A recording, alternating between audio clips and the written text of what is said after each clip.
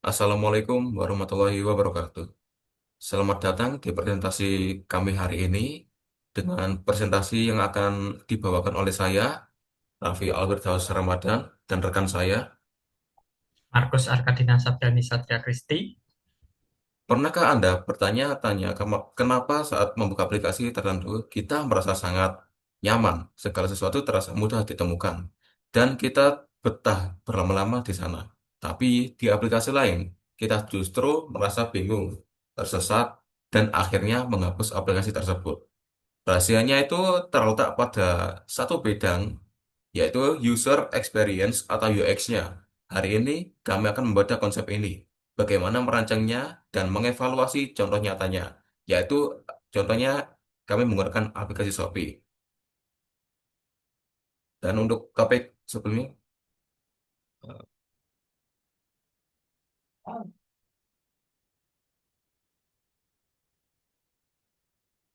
dan selanjutnya apa itu UI UX? Mari kita bedah perbedaan mendasarnya. UI atau user interface adalah segala hal yang visual, ibarat sebuah restoran. UI adalah dekorasi atau interiornya, tata letak meja, desain, menu yang cantik, hingga seragam pelayanannya. Fokus UI adalah estetika, sedangkan UX atau user experience adalah pengalaman keseluruhannya. UX adalah bagaimana rasa makanannya, seberapa ramah pelayanannya, seberapa cepat pesanannya datang, dan apakah Anda merasa puas setelah makanannya sampai. UI adalah apa yang kita lihat. UX adalah apa yang kita rasakan. Jadi UI itu adalah pintu masuknya. Dan UX adalah perjalanan di dalamnya. Next. Pada slide ketiga, pentingnya UX. Mengapa kita harus peduli dengan UX? Steve Jobs pernah bilang, design is not just what it looks like and feels like. Design is how it works. Desain bukan cuma soal visual, tapi soal fungsi. Evaluasi UX membantu kita memahami masalah pengguna yang sebenarnya. Tanpa riset UX, kita hanya menebak-nebak dan risiko produk gagal di pasar sangat tinggi. Jika aplikasi nyaman digunakan, loyalitas akan meningkat, dan itu adalah investasi jangka panjang bagi bisnis. Next. Lalu, bagaimana menciptakan UX yang baik? Proses ini tidak instan. Ada 6 tahapan iteratif. Pertama, understand.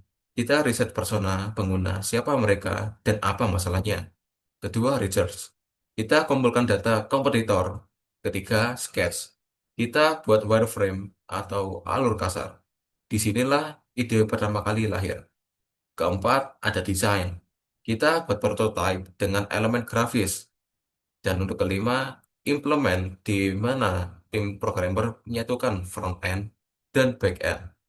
Serta keenam, evaluate, menguji apakah desain kita benar-benar bekerja. Tanpa evaluasi, kita tidak akan tahu apakah desain kita sudah tepat.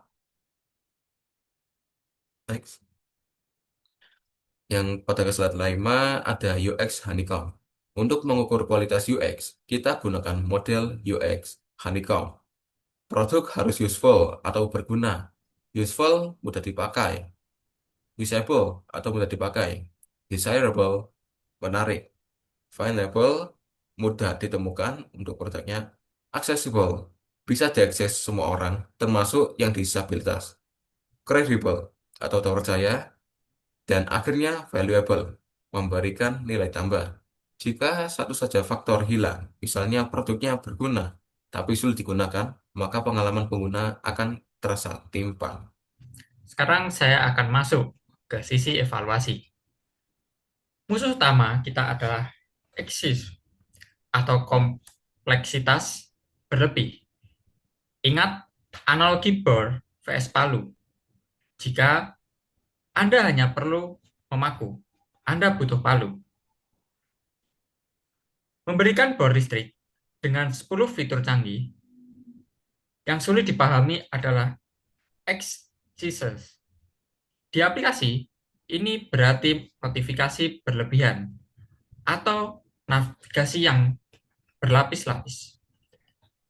Kuncinya adalah visual simplification, membuat desain yang bersih dan fungsional agar pengguna tidak lebih secara kognitif. Bagaimana cara kita mencari eksis tersebut? Kami menggunakan heuristic evaluation. Ini adalah metode di mana ahli mengecek antar muka. Berdasarkan standar usability, 10 prinsip Nielsen, ini adalah cara tercepat untuk menemukan solusi saat masalah terasa rumit, terutama di tahap awal pengembangan di mana kita belum punya waktu untuk melakukan tes ke 100 pengguna. Mari kita bedah Shopee. Secara heuristik, kekuatan Shopee ada pada visibilitas status sistem,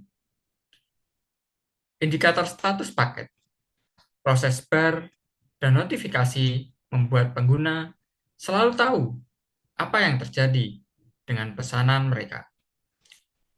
Selain itu, mereka sangat efisien dengan fitur beli lagi dan memiliki kontrol pengguna yang baik, di mana kita masih bisa mengubah alamat atau membatalkan pesanan sebelum diproses.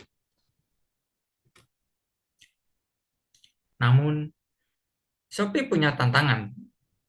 Evaluasi kami menunjukkan desain kurang minimalis. Halaman utama sangat penuh dan sesak dengan banyak banner yang berpotensi membingungkan pengguna baru. Visual eksis. Selain itu, tidak ada fitur undo sederhana saat kita salah menghapus barang di keranjang.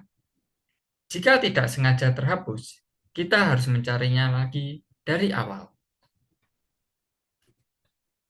Lalu, apa solusinya? Yang pertama, sederhanakan homepage agar lebih minimalis dan fokus. Yang kedua, tambahkan tooltip atau penjelasan singkat untuk icon yang membingungkan. Dan yang ketiga, batasi notifikasi agar tidak dianggap spam. Kami percaya UX design adalah proses yang tidak pernah selesai. Ia harus terus diliterasi berdasarkan evaluasi berkala. Sebagai penutup, UI adalah wajah produk, UX adalah jiwa produk.